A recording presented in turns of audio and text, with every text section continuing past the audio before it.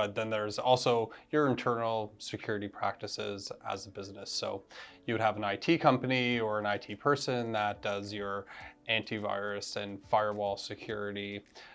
They might have like web filters on your firewall to prevent users from going to like known bad sites or malicious sites. Best practices for users as well. So having good password practices at your business. So educating users on that. They should be using unique passwords for every different site or device that they use. Those passwords should be rotated.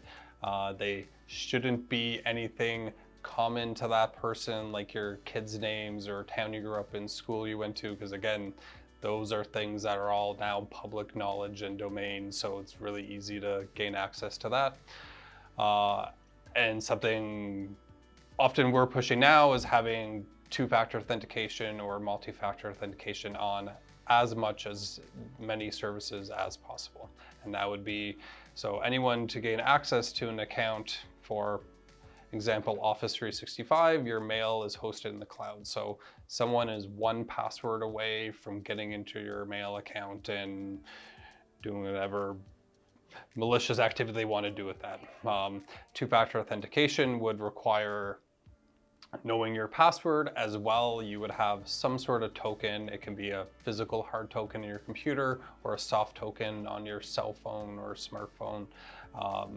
That would generate a one-time password for every single time you log into that service. And it's just that extra layer of security. Physical security as well. So obviously most companies have it covered, having locks on doors, some sort of alarm system. There's now more digital systems you can have where you can set up different zones. So maybe you have a filing room or something that has sensitive records. You don't necessarily need every employee to get in there, so you could have card access to control that to certain employees. For their physical hardware, so you have desktops, and now so many people are using laptops. Those are something that are high theft items, so they get stolen out of vehicles or out of your home.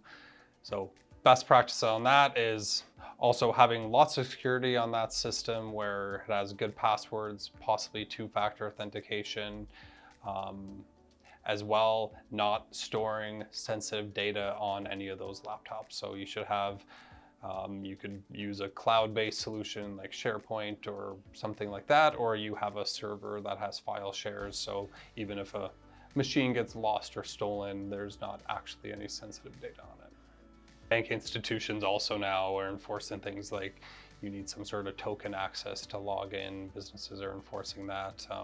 And then we talked about saving data on servers on that and making sure that should also be in secured room. Your server is not just sitting out, you know, with all the cubicles with your employees. It's in a secured room with, you know, select few employees with access to it.